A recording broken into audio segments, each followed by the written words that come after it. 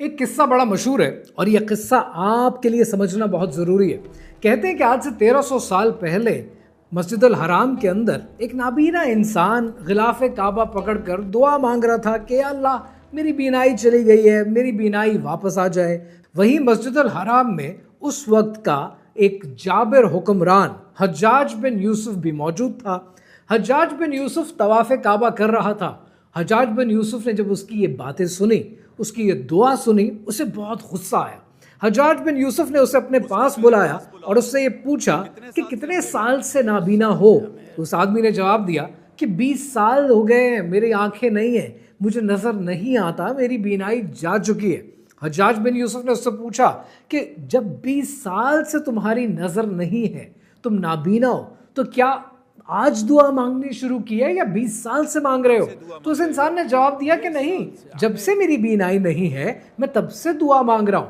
हज्जाज बिन यूसुफ ने कहा, तुम्हारे पास 3 दिन है, अगर 3 दिन के अंदर तुम्हारी बीनाई वापस नहीं आई तो ये मेरी तलवार है, मैं तुम्हारी गर्दन उड़ा दूंगा। वो 3 दिन उस इंसान के ऊपर कयामत की तरह गुजरे। 3 दिन के बाद हज्जाज बिन यूसुफ वापस मस्जिद अल हराम में आया तो वो देखकर हैरान हो गया कि उस इंसान की बीनाई वापस आ चुकी थी। हज्जाज बिन यूसुफ ने उससे पूछा कि तुमने क्या किया कि तुम्हारी बीनाई वापस आ गई? उसने कहा कि मैंने रो रो के अल्लाह सुब्हानहू तआला से दुआ की, गिड़गिड़ा कर उससे दुआ की, भीख मांगी अपने रब से और मेरे रब ने मुझे अता कर दिया। जिस पर हज्जाज बिन यूसुफ ने कहा कि यही बात मैं तुम्हें बताना चाहता था कि जो 20 साल से तुम दुआ मांग रहे हो, ये दुआ मांगने का तरीका है। तुम रब्बे ताला से उसकी किबरियाई के हिसाब से दुआ मांगो, गिड़गिड़ा के मांगो, तुम्हारी दुआ कबूल होगी।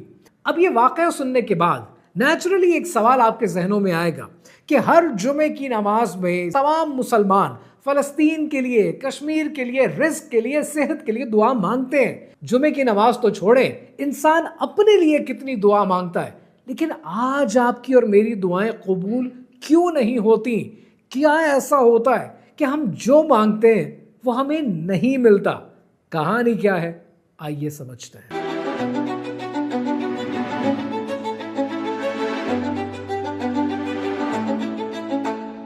एक ज़माना था जब मैं अल्लाह सुब्हानहू तआला से कोई दुआ नहीं मांगता था। बड़ी ऑनेस्टली बता रहा हूँ, आपके फ़ायदे की चीज़ बता रहा हूँ। और इसकी वजह ये नहीं थी कि ईमान नहीं था, अल्लाह सुब्हानहू तआला का तब भी पता था वही मालिक है, पर दुआ शायद इसलिए नहीं मांगता था, जो कि मुझे लगता है आज बहुत से यंगस्टर्स ये बात करते हैं कि मैं दुआ इसलिए नहीं मांगता था, मैं कहता था कि अल्लाह को पता है मुझे क्या चाहिए, उसने मुझे इस दुनिया में भेजा है, वो मेरी हर चीज़ से वाकिफ़ है, तो जो चीज़ मुझे चाहिए he should know and he knows, तो वो मुझे दे देगा।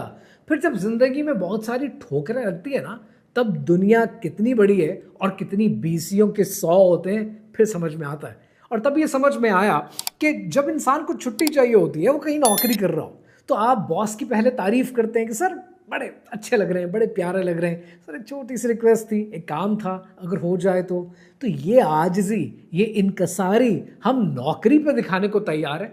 किसी से पैसे चाहिए उसको दिखाने को तैयार हैं, माँ बाप से कुछ चाहिए उनको दिखाने को तैयार हैं, रब्बे कायनात को दिखाने को तैयार नहीं है। वो तो कहता है कि जो आजिज़ी है, इनकसारी है, ये मेरे लिए है, मुझे बताओ, मैं सुनता हूँ हर बात, मैं आसमान दुनिया पे हर रात आता हूँ, मेरी किबरियाई और मेरी बड़ाई बयान करो, मैं सुनता हूँ सब बात। तो फिर यहाँ पर एक सवाल पैदा होता है कि क्या अल्लाह ताला हर दुआ कबूल करता है? सबसे पहले सूरह बकरा को देखते हैं। सूरह बकरा में अल्लाह सुब्हानहू तआला इरशाद फरमाते हैं, और ए हबीब, जब तुमसे मेरे बंदे मेरे बारे में सवाल करें तो बेशक मैं नज़दीक हूँ, मैं दुआ करने वाले की दुआ कबूल करता हूँ। जब वो मुझसे दुआ करे तो उन्हें चाहिए कि मेरा हुक्म माने और मुझ पर ईमान लाएं ताकि हिदायत पाएं। रसूल अल्लाह सल्लल्लाहु अलैहि वसल्लम की हदीस से मुबारक है कि बंदे की दुआ कबूल होती है जब तक वो जल्दी ना करे कि कहने लगे कि मैंने दुआ की थी और दुआ कबूल नहीं हुई। अब मेरा मानना ये है कि दुआएं तो कबूल होती हैं, ये अल्लाह सुब्हानहू तआला ने आपको कुरान मजीद में और हदीस मुबारक में बता दिया। अब दुआ कबूल कब होती है? देखो 3 चीज़ें। नंबर 1, हो सकता है आपने दुआ मांगी, वो उसी वक्त कबूल हो जाए जिसको आप कबूलियत की घड़ी भी कहते हैं। So then there are prayers who are answered, who are granted there and then। वो तो कमाल हो गया ना। तो कुछ दुआएं तो आपकी इस तरह से मौके पर ही कबूल हो जाती हैं। फिर कुछ ऐसी होती हैं जो कबूल उस वक्त तो नहीं होती हैं, लेकिन आपकी ज़िंदगी से कोई बड़ा नुकसान, कोई बड़ी आफत, कोई बड़ी आजमाइश उसको दूर कर देती हैं। और फिर तीसरा सिलसिला कि जिसमें आपको उस दुआ के बदले जन्नत में एक इनाम दे दिया जाता है। सो टेक्निकली जितनी दुआ मांगेंगे या तो कबूल होगी, या कोई आपका आजमाइश, आपका इम्तहान आपसे दूर हो जाएगा, या फिर आपको कोई ना कोई इनाम मिल जाएगा। सो इसका मतलब क्या है? इसका मतलब ये कि जितनी ज़्यादा मांगोगे उतना फ़ायदा है। So why should I not do it? When I learned it, मैंने स्टार्ट कर दिया, छोटी से छोटी चीज़ कहना शुरू कर दी। मैं आपको डॉक्टर इसरार अहमद की एक वीडियो दिखाता हूँ। अगर ये पूरी वीडियो दिखा पाया तो ज़बरदस्त, नहीं दिखा पाया तो उसका मफहूम बता देता हूँ कि ये कहते हैं कि डॉक्टर साहब कहते हैं कि पहली बार किसी इंसान से कोई काम पड़े तो आप कह सकते हैं, दूसरी बार आप गुजारिश कर सकते हैं, तीसरी बार कहेंगे तो इनकी नज़र में, डॉक्टर इसरार की नज़र में, ये फिर शिर्क है। ये फिर अल्लाह के साथ किसी और की वजूदियत को शामिल करने वाली बात है।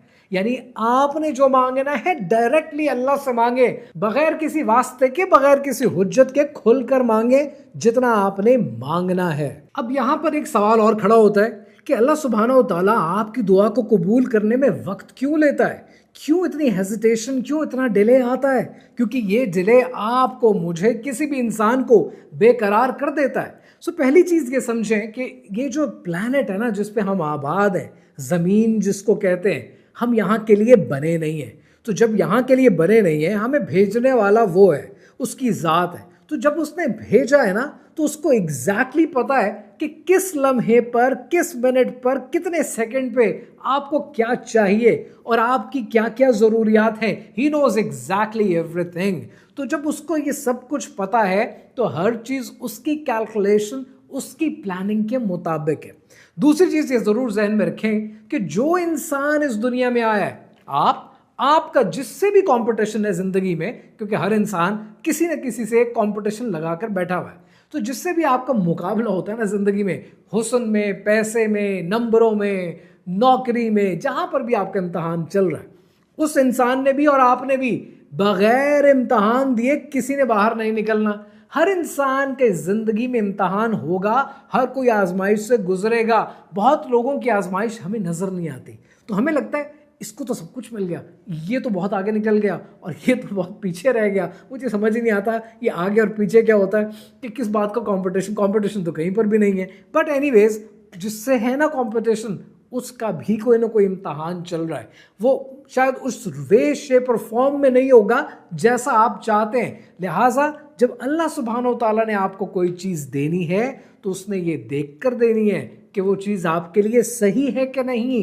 अल्लाह सुब्हानहू व तआला ने सूरह बकरा में इरशाद फरमाया, तुम पर जिहाद फर्ज किया गया है, हालांकि वो तुम्हें नागवार है, और करीब है कि कोई बात तुम्हें नापसंद हो, हालांकि वो तुम्हारे हक में बेहतर हो, और करीब है कि कोई बात तुम्हें पसंद आए, हालांकि वो तुम्हारे हक में बुरी हो, और अल्लाह जानता है और तुम नहीं जानते। तो इससे दो चीज़ें मेरे जहन में क्लियर होती हैं। पहली चीज़ ये, तुम नहीं जानते, अल्लाह जानता और तुम नहीं जानते। इल्म महदूद है, मैं कितना भी हासिल करना चाहूँ, मैं सारी कायनात का, सारी दुनिया का इल्म हासिल नहीं कर सकता। So that means I would have to surrender at any point, आज नहीं तो कल, इल्म के किसी और दर्जे पे पहुंचकर जब मुझे मुकम्मल नहीं मिलेगा तो मुझे सरेंडर ही करना पड़ेगा अल्लाह की ज़ात के आगे। तो जब अल्लाह कहता है कि मुझे पता है कि तुम्हें क्या चाहिए, मुझे पता है कि तुम्हें क्या पसंद है, और मुझे पता है कि तुम्हारे लिए क्या बेहतर है और क्या नहीं, तो इससे नेचुरली मेरा कोर्स ऑफ एक्शन चेंज होता है। वो कोर्स ऑफ एक्शन पता है कैसे चेंज होता है? मैंने अपनी दुआ बदल दी। पहले मेरी दुआ ये हुआ करती थी कि अल्लाह मुझे चीज़ चाहिए, और अगर ये नहीं अच्छी ना, इसको मेरे हक में बेहतर कर दें। बट फिर मैंने वक्त के साथ साथ जब ये आयत पढ़ी ज़िंदगी में, तो अपना कोर्स ऑफ एक्शन चेंज कर लिया। मैंने अपना कोर्स ऑफ एक्शन ये बनाया कि अल्लाह, मैं ये चाहता हूँ, मुझे नहीं पता कि ये मेरे हक में बेहतर है कि नहीं, अगर तो बेहतर है तो अता कर दे, अगर बेहतर नहीं है तो इसे मेरे दिल से और ज़िंदगी से दूर कर दे, मेरी ख्वाहिश से भी इसे दूर कर दे। क्यों? क्योंकि तू मैटर करता है, ये मैटर नहीं करती ये चीज़। सो इसका मतलब क्या हुआ? This is the journey towards total surrender. अगर ख्वाहिश ही को लेके बैठ जाऊंगा कि मुझे चाहिए ही चाहिए और तू नहीं दे रहा है और मुझे फिर भी चाहिए, तो मैं एक डिवाइन अथॉरिटी के साथ लड़ रहा हूं और डिवाइन अथॉरिटी को यह बताने की कोशिश कर रहा हूं कि ये डिवाइन अथॉरिटी इंपॉर्टेंट नहीं है, ये चीज मेरे लिए इंपॉर्टेंट है। सो जब आप डिवाइन अथॉरिटी को ये बताते हैं ना कि अल्लाह तू सबसे बढ़कर है, तो तेरे से बढ़कर कुछ नहीं है। इसलिए जब मैं आप दोस्तों से मिलता हूं ना, मैंने अपनाया हुआ एक जिंदगी का फॉर्मूला, और वो फॉर्मूला ये कि मेरे बुजुर्ग अक्सर मिलते थे तो कहा करते थे अल्लाह खुश रखे। पर मुझे समझ में आया कि अल्लाह मुझे खुश रखे, हो सकता है अल्लाह वाकई मुझे खुश रखे। अगर खुश रखेगा तो इसका मतलब ये तो नहीं है कि अल्लाह भी मुझसे खुश है। अल्लाह ने मुझे खुश रखा हुआ है तो ये तो भटकने का रास्ता भी हो सकता है। इसलिए जब आप दोस्तों से मैं मिलता हूँ ना, मैं हमेशा ये दुआ देता हूँ कि अल्लाह आपसे राज़ी हो। अल्लाह का राज़ी होना आपसे ये ज़्यादा ज़रूरी है। इमाम गज़ाली कहते हैं कि सबसे बुरी बात ये होती है कि दुआ करने वाला रश करता है, तेज़ी करता है, जल्दी करता है, क्योंकि जितना जल्दी करते हैं आप रब्ब ताला को कहते हैं कि आपको भरोसा नहीं है, आपका ईमान कमज़ोर है। आपने दुआ मांगी, अब रब पे छोड़ दें, वो आपको वो देगा कि जिसकी आपको अशद ज़रूरत है, जो आपके हक में बेहतर है और जिस वक्त वो आपके हक में बेहतर है। इसीलिए ये जो उर्दू का मुहावरा है ना कि उसके घर देर है अंधेर नहीं, बड़ा ख़राब मुहावरा है। उसकी वजह यह है कि उसके घर में देर नहीं है, it's the perfect timing. Professor Ahmad Rafiq Akhtar, अल्लाह खुश रखे, उस्ताद है, वो कहते हैं कि रब्बे कायनात कभी भी गलती नहीं कर सकता, और इंसान चाहे तो जितनी गलतियां करे वो फिर खता का पुतला है, माफ़ी मांगे दोबारा अपने राह रास्त पे आ सकता है। लेकिन अल्लाह ताला एक गलती नहीं कर सकता, क्योंकि अगर कायनात के मालिक ने एक गलती कर दी तो वो तो डिवाइन के फॉर्मूले पे नहीं उतरता ना। तो उसके निज़ाम के अंदर एक गलती ढूंढ लो, आपकी जान छुट जाएगी। और जब प्रोफेसर साहब कहते हैं कि जब मैंने उसके निज़ाम में गलती ढूंढने की कोशिश की, मुझे कभी कोई गलती मिली नहीं, तो हम ये कैसे कह सकते हैं कि उसके घर में देर है? अंधेर नहीं, देर भी नहीं है उसके घर में। He knows the exact time कि कब आपको क्या देना है। तो ये जो सारा मामला है ये है सब्र का मामला। लेकिन दो मामले और हैं जो समझने जरूरी है। अभी तक दुआ से रिलेटेड आपने समझी है one of the three things which is सब्र। अब बात करते हैं दूसरी चीज की, और उसको मैंने अपनी जिंदगी में लिटरली आजमा कर देखा है। This is so true that I can bet my life on it. और वो बात ये है कि दुआ जब आप मांगते हैं ना, तो अक्सर आपकी दुआ में डिले इसलिए आता है क्योंकि आपकी तैयारी नहीं होती। जो चीज़ आप मांग रहे होते हैं, मैं मांग रहा होता हूँ, मेरी तैयारी नहीं होती। Let me give you a couple of examples. मैं किसी ज़माने में मैन्युफैक्चरिंग से रिलेटेड एक बिजनेस है वो करना चाहता था। जब वो करना चाहता था तो वो हो नहीं पा रहा था, हाथ सीधा नहीं पड़ रहा था, चीज़ें कंप्लीट नहीं हो रही थी ना, somehow things were getting out of the hands.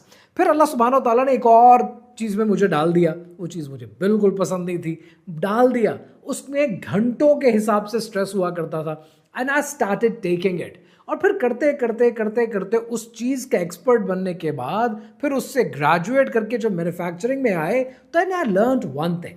और वो जो एक चीज़ समझी ना कि मैन्युफैक्चरिंग का जो स्ट्रेस होता है वो घंटों का स्ट्रेस होता है। कुछ बिजनेस होते हैं जहां पर आपने महीने के बाद स्ट्रेस लेना है या साल बाद लेना है, कुछ होते हैं जहां पर आपको घंटों की प्रोडक्टिविटी देखनी है।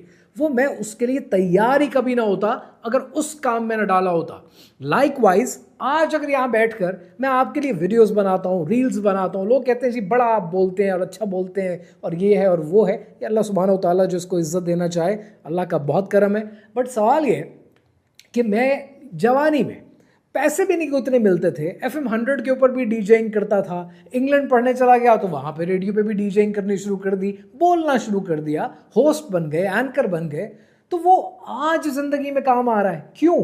क्योंकि आज जो रब ने मुझसे काम लेना है उसकी कब से तैयारी कराई जा रही है। जब मैं शायद 6-7 साल का था और रेडियो पाकिस्तान पे जाया करता था। सो आपको नहीं पता कि आपकी किस किस चीज़ के लिए तैयारी कराई जा रही होती है। साथ ही साथ दोस्तों, ये जो दुनिया है ना, ये आलमुल असबाब है। ऐसा नहीं है कि आपने कहा है कि मुझे मिलियंस ऑफ डॉलर्स चाहिए, आपने दुआ की, घर जाके अलमारी खोली और सामने आपके मिलियंस ऑफ डॉलर्स पड़े होंगे। नहीं, शायद ये होगा कि आपने पैसे की दुआ मांगी और आपके घर की घंटी बज गई। जब आपने दरवाज़ा खोला तो एक दोस्त आ गया। आपने कहा मैं तो अल्लाह मियाँ पैसे मांग रहा हूँ, आप मुझे मेहमान भेज रहे हैं। वो मेहमान शायद कोई अपॉर्चुनिटी लेकर आया है, वो हम देखने को तैयार नहीं होते। आप अल्लाह सुब्हानहू तआला से सेहत मांगते हैं, आपको बीमारी लग जाती है। जब बीमारी लग जाती है तो आप अपना ख्याल रखना शुरू कर देते हैं। जब अपना ख्याल रखते हैं तो आप सेहतमंद हो जाते हैं। तो ये दुनिया आलमुल असबाब है। एक तो फितरत के खिलाफ दुआएं कबूल नहीं होती, और एक दुआएं तब कबूल नहीं होती जब आपकी तैयारी नहीं होती।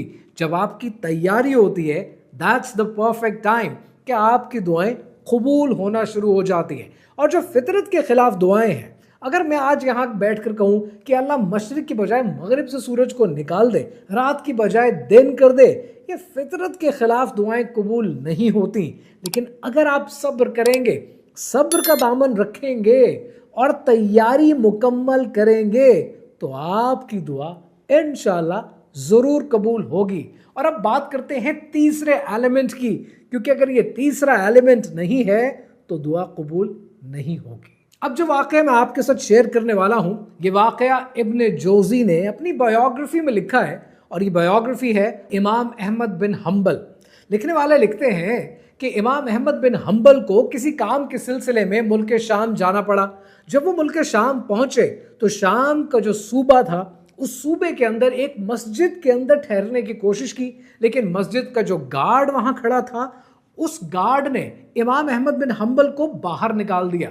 वहां पास से एक तंदूर वाला गुजरा। वो एक रहमदिल इंसान था। उसे बड़ा तरस आया कि किसी इंसान को मस्जिद से इस तरीके से बाहर निकाल दिया गया है।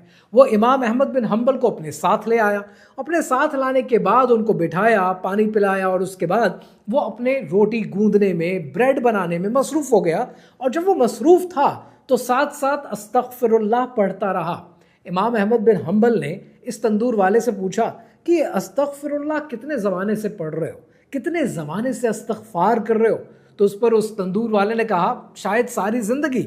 इमाम अहमद बिन हम्बल ने उससे पूछा इससे कभी कोई फ़ायदा हुआ है? तो इमाम अहमद बिन हम्बल को उस तंदूर वाले ने जवाब दिया, हाँ, मेरी इस दुनिया में आज तक इस ज़िंदगी में जितनी दुआएं थी सब कबूल हुई हैं सिवाय एक दुआ के। तो इमाम अहमद बिन हम्बल ने पूछा कि वो कौन सी दुआ है जो आज तक कभी कबूल नहीं हुई? तो उस तंदूर वाले ने आह भरते हुए कहा कि बस ज़िंदगी की एक ख्वाहिश थी कि एक दिन मशहूर इमाम अहमद बिन हम्बल से मुलाकात हो जाए। वो दुआ आज तक कबूल नहीं हुई। अब इस वाक़े को सुनने के बाद आपको ये समझ में आता है कि इस्तग़फ़ार की अहमियत क्या है। लेकिन इसी अहमियत को समझने के लिए सुनन अबू दाऊद से रसूल अल्लाह सल्लल्लाहु अलैहि वसल्लम की हदीस से मुबारक है कि जो कोई इस्तग़फ़ार का इल्तज़ाम कर ले तो अल्लाह उसके लिए हर तंगी से निकलने और हर रंज से निजात पाने की राह हमवार कर देगा, और उसे ऐसी जगह से रिज़्क़ अता फरमाएगा जिसका वो तसव्वुर भी नहीं कर सकता। सो 3 चीज़ें करनी है। सब्र का दामन नहीं छोड़ना है, अपनी तैयारी मुकम्मल करनी है, और इस्तग़फ़ार करना है। क्योंकि हज़रत लुक़मान अलैहिस्सलाम कहते थे ना कि तुम अपने पाँव से ज़मीन को नहीं उखाड़ सकते, इसलिए अकड़ के मत चलो। जितना इस्तग़फ़ार करेंगे उतना आपकी दुआएं कबूल होंगी। अब ऐसी आपकी कौन सी दुआ है जो आज तक कबूल नहीं हुई, जिस पर शायद हमारे आमीन करने से आपकी दुआ कबूल हो जाए? मुझे कमेंट्स में बताइएगा। जो मांग लिया और भी कुछ मांग, वो लोग जो कहते हैं करम उनका है महदूद, उन लोगों की बातों पे ना जा और भी कुछ मांग।